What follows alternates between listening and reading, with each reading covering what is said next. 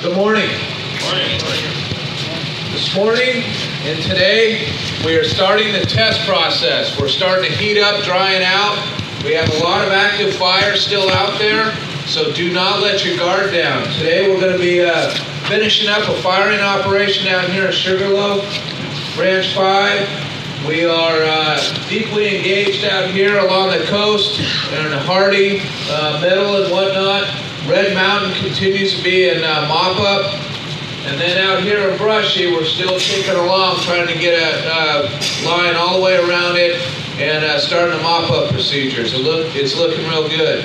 Again, today, and I'll let the IMED talk a little bit about the weather, but our concern is that we have a lot of fire out there. There's a lot of fires that we've still been out monitoring, and they could get active. In your 204s, there's some mop-up and patrol criteria, so I encourage you to look at that, and please be safe out there. Thank you.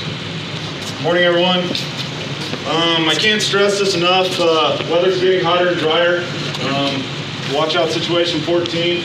It's very significant. First of all, if you look at the top of the forecast, there is a fire weather watch out now as well. That's for starting tomorrow night and going through Wednesday afternoon.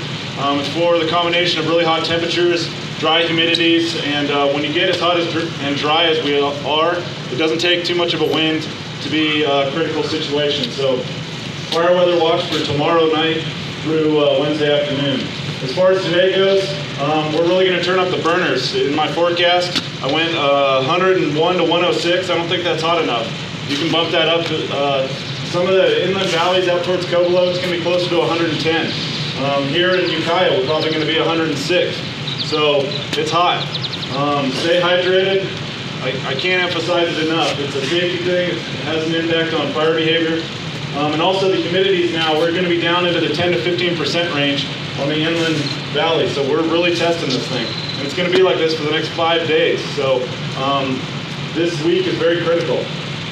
As far as the coastal branches go, I don't think there was much fog this morning, and if there was, it's going to burn off real fast. Temperatures out there are more like 90 degrees, 20 to 25% humidities. That sounds kind of pleasant when we're in 103, but that's really hot and dry for the coastal areas. That doesn't happen very often. This is record heat. Winds, luckily, are relatively light. It's mainly going to be upslope, but when the surface heats up this much, you can still get gusty, variable winds. So that's something to be heads up for. As we go into tonight, the humidity recoveries are going to be really poor, especially on ridges. So over the next few nights, we're not going to get much relief at night. So it's extending the burn period. It's a very critical situation. So just be heads up all week long. Thank you. As you heard, it's going to be really record hot, record dry. We haven't seen these conditions for fire behavior on the fire. This is new. We're doing uncharted territory right now. I want to remind everyone that the energy release components and the 100-hour dead fuels are at record levels. And the greatest change in terms of fire behavior, or greatest change in weather, is the coast. And that's the RHs there are going to be about 10% less.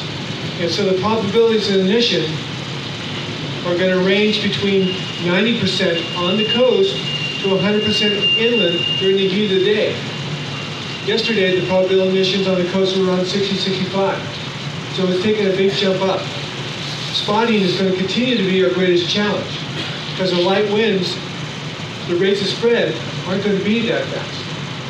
However, spotting may be the principal source of fire advancement. Unfortunately, east of Highway 101, we're developing a slightly unstable air mass or profile, and that's leading to a Haynes 5, which indicates moderate potential for large fire growth.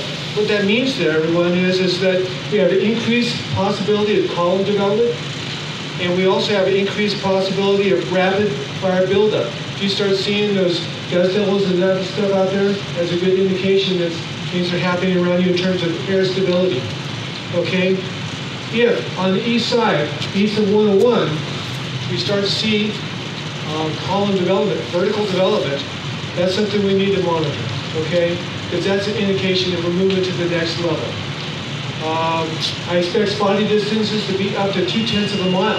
However, if we get that vertical column development, it could be much farther. Spotting will be critical at any time you have torching trees. We've got plenty of them out here on the coast where it's going to be a lot